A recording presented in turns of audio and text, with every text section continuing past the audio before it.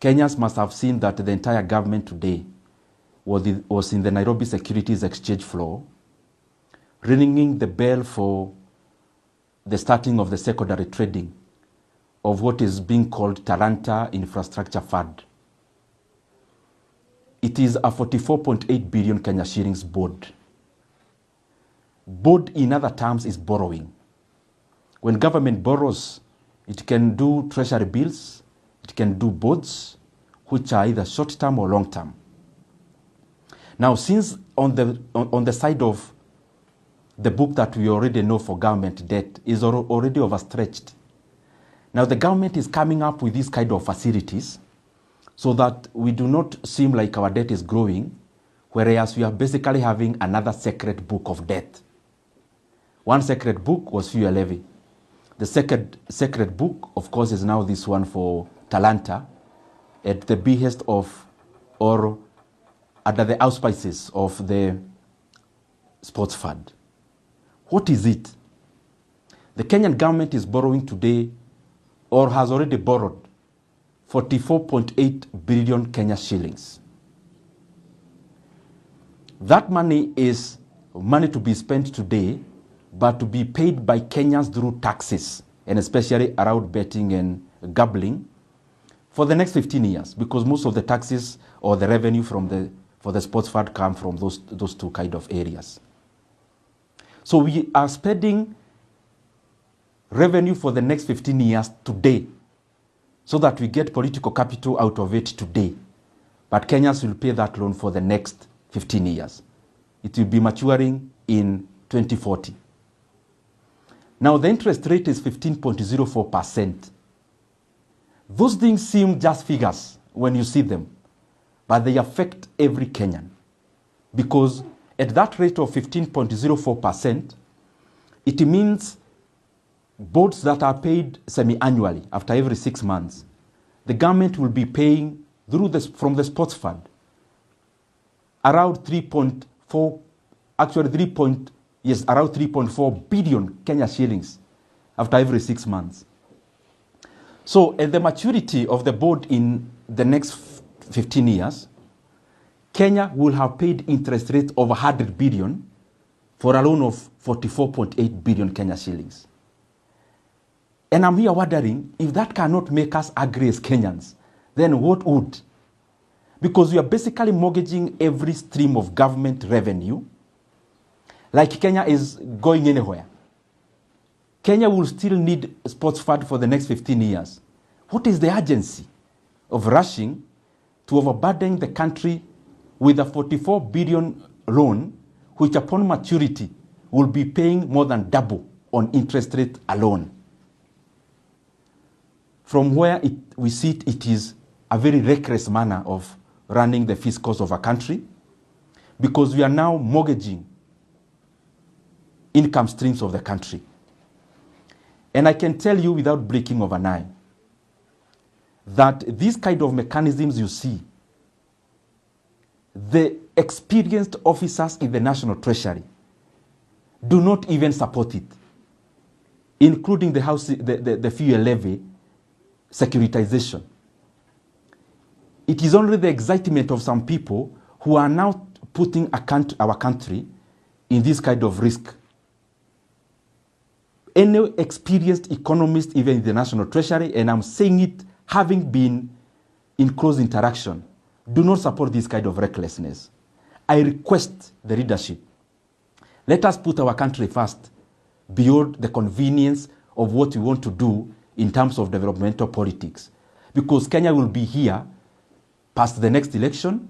We don't need to overheat our economy just because people have to see that something is being done. What we need to know is that Kenyans have always had stadiums. We have a stadium in Kasarani. We have a stadium in Nyayo. So we have not invented building of stadiums today. Kenya has always built state-of-the-art stadiums. That's one. Secondly, Kenya has always built tarmac roads. In fact, if you do in terms of kilometers, there are more roads that have been built in the past than has been built today. So we are also not inventing building of tarmac roads. It then shows you that as we rendered those services in terms of Kenya to the Kenyan population in the past, we never endangered Kenyans with this kind of financial engineering that is reckless. So the book they need to check is the book on how to make the economy be able to generate enough revenue on the mainstream side of it so that we can be able to provide services and infrastructure in the way that we want. But the other side is that we need sincerity from leaders. Sincerity is distinguishing what we need to do for political convenience and what is right for the country. Now, if this government came to power and they realized that all the fuel levy had been securitized by the previous governments, then there would be government to administer what? And it is the same question we are asking futuristically. Now the government is securitizing every revenue stream.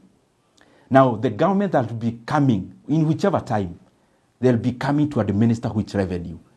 The revenue you've already taken loans, borrowed, and misused, or where will this revenue again?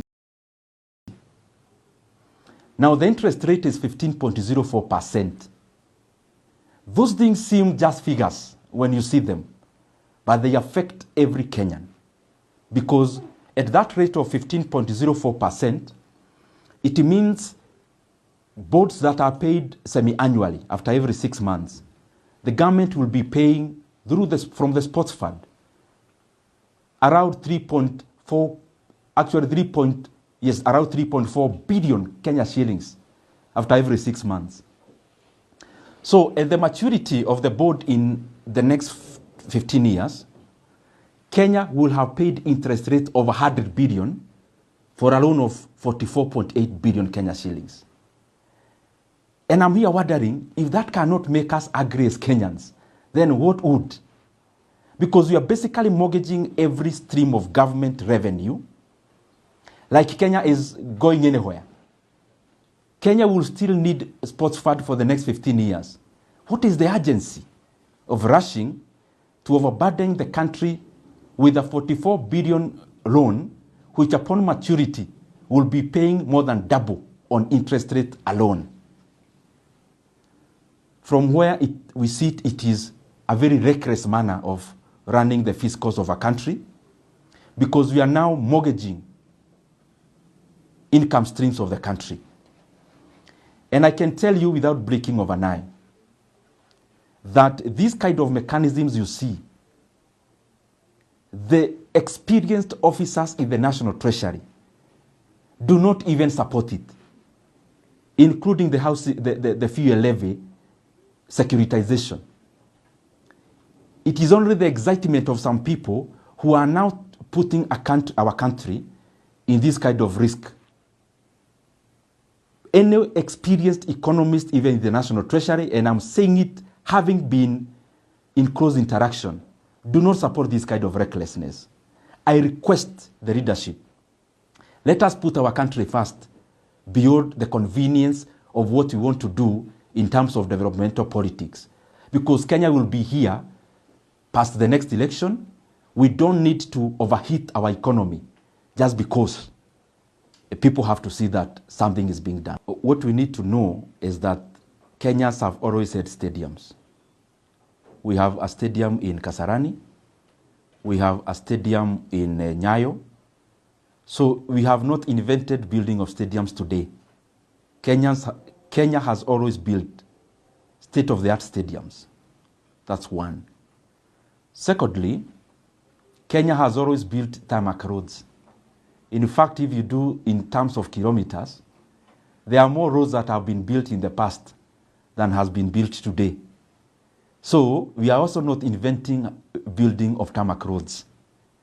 It then shows you that as we rendered those services in terms of Kenya to the Kenyan population in the past, we never endangered Kenyans with this kind of financial engineering that is reckless.